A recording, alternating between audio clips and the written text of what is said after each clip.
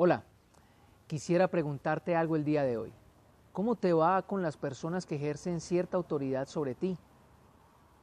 ¿Con tus padres, con tus profesores, con tus jefes o con las autoridades públicas? ¿Cómo te va recibiendo órdenes? ¿Eres de los que sirven u obedecen porque les toca, porque te pagan por ello o porque ves en el servicio algún tipo de bien y logro lindo que alcanzar? ¿Sabes? Es curioso, pero en muchos de los círculos laborales últimamente, así personas gocen de un buen puesto y un salario, se está gestando la idea de que es mejor renunciar para ser su propio jefe, porque no es bueno que lo manden a uno. Y esta misma idea también ha crecido entre los jóvenes de hoy. Curiosamente, algunos estudios han mostrado que muchas renuncias y despidos en los trabajos se han debido a conflictos con la autoridad. Y es que parece ser que el servicio u obedecer no está muy acorde con el proyecto de vida de muchas personas el día de hoy. Como seguidores de Jesús, nosotros tenemos que respondernos a estas preguntas y es vital que lo hagamos, pues Jesús no quiso guardar silencio acerca de su proyecto de vida y en su proyecto de vida está muy ligado el ser siervo. Quisiera invitarte entonces a que leyéramos juntos Marcos capítulo 10. En el verso 42 en adelante dice: Así que Jesús los llamó y les dijo: Como ustedes saben, los que se consideran jefes de las naciones oprimen a los súbditos y los altos oficiales abusan de su autoridad. Pero entre ustedes no debe ser así. Al contrario, el que quiera hacerse grande entre ustedes deberá ser su servidor, y el que quiera ser el primero deberá ser esclavo de todos, porque ni aun el Hijo del Hombre vino para que le sirvan, sino para servir y dar su vida en rescate por muchos. Aquí parece que Jesús le está llamando la atención a sus discípulos acerca del tema del servicio en particular. ¿Y qué es lo primero que les dice? Jesús les ilustra y les muestra cómo son los gobernantes y los altos oficiales de la tierra. ¿Qué hacen? En primer lugar, oprimen a sus súbditos y en segundo lugar, abusan de ellos.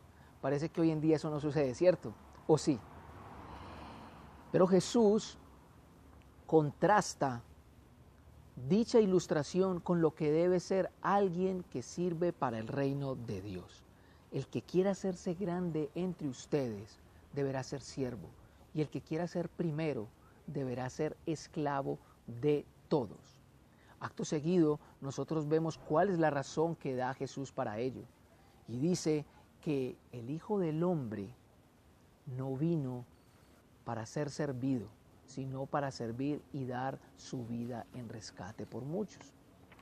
Así que la pregunta que nos surge aquí es: ¿por qué surgió este diálogo? ¿Por qué Jesús quiere que sus seguidores tengan esto muy claro? Lo primero es que algunos versículos atrás Jesús viene hablando de su muerte. Acto seguido surge la pregunta o petición de un par de sus discípulos, Juan y Jacobo, que le dicen: Señor, cuando tú vengas en tu reino, permítenos que nos sentemos el uno a tu diestra y el otro a tu derecha. Parece ser que ellos esperan que Jesús sea ese rey poderoso que va a venir a rescatar una nación de sus enemigos y sentarse en un trono con tal autoridad. Y ellos quieren compartir esa grandeza. Pues Jesús corrige tal petición y los otros 10 discípulos parece que se ofenden. Pero, ¿por qué Jesús le da esta enseñanza a todos los discípulos y no solo a los 2 que fueron impertinentes? Para Jesús es importante que todos escuchen lo que Él tiene que decir. Generalmente solemos medir la grandeza en términos de nuestra posición jerárquica. Hoy en día un gerente es mucho más que el conserje o que la persona que hace los oficios varios, porque está mejor preparado o porque tiene autoridad sobre ella. Parece ser que el hacer determina nuestro ser. Pero para Dios, en su reino, la grandeza no se mide por la posición jerárquica, sino todo lo contrario, por el servicio que se preste. Y la razón es porque Jesús vino a servir. Este reino no es un reino que funciona como los reinos de la tierra, es un reino literalmente al revés. Y Jesús quiere dejar eso muy claro, pues Jesús utiliza dos términos muy específicos. El primero es siervo, alguien que presta una labor o servicio, ya sea doméstico o en el campo, de cualquier labor, por un salario. Pero además de eso usa el término esclavo, alguien para el cual servir no es una opción. Un esclavo era propiedad de alguien. En términos del Imperio Romano era ser objeto o pertenencia de alguien. Servir no era una opción y sublevarse a la obediencia significaba posiblemente morir. Jesús, por tanto, deja claro que la mejor aspiración que debe tener un seguidor de Él es primeramente ser como Él y, segundo lugar, hacer lo que Él hizo, ser siervo y dar su vida. Hace un tiempo, cuando quería casarme con mi esposa, busqué una consejería prematrimonial y el consejero me preguntó: ¿estás tú dispuesto a dar tu vida por tu novia? Y yo le pregunté: claro que sí, yo moriría por ella. Y me corrigió: no, ¿estás dispuesto a dar tu vida, a entregar tus sueños, a despojarte de todo lo que quieres, a vivir por sus intereses? Eso es dar la vida. Y eso fue lo que hizo Jesús, se despojó a sí mismo. Vino, el propio Rey del universo vino y andó entre hombres como nosotros, abrazó leprosos, tuvo contacto con endemoniados, malvestidos y malolientes, le enseñó a las personas de la posición más baja socialmente en Israel. Pero la peor rebaja que tuvo que hacer Jesús fue su vergonzosa, humillante y degradante muerte en la cruz. Morir en la cruz era sinónimo de maldición para los judíos. Y un romano la consideraba la peor pena capital, a la que solamente se haría digno un criminal que ni siquiera fuera ciudadano del imperio.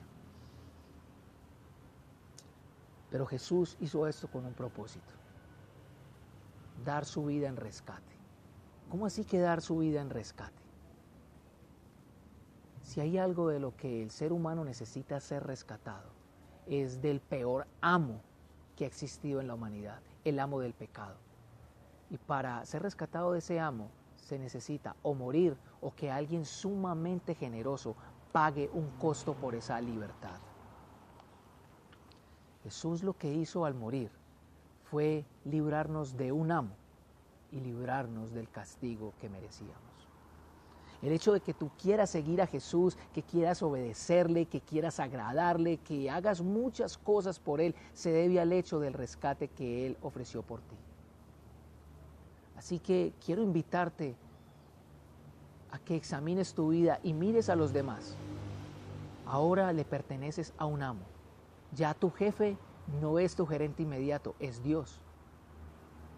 Ya las necesidades no han de ser correspondidas por la persona encargada, han de ser buscadas por nosotros, porque esa es la grandeza a la que debemos aspirar.